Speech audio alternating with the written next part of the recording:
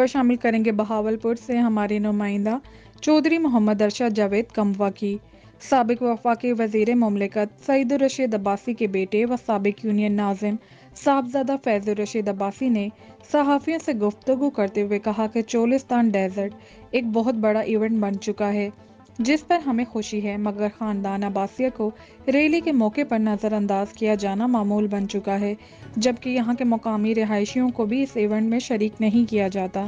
انہوں نے کہا کہ ہم پاک فوج کے شکر گزار ہیں کہ وہ اس سلسلے میں ہمارے ساتھ بھرپور تعاون کرتے ہیں، تاہم ریلی کے آرگنائزر نے خاندان عباسیہ اور یہاں کے مقامی مکینوں کو نظر انداز کرنے کا سلسلہ شروع کر رکھا ہے۔ انہوں نے کہا کہ چولستان اب بھی خاندان عباسیہ کا حصہ ہے۔ ہماری اعلیٰ حکام سے اپیل ہے کہ ریلی کے موقع پر عباسیہ خاندان کو ساتھ لے کر چلیں اور یہاں کے مقامی رہنے والوں کے مفادات کا بھی خیال رکھا جائے۔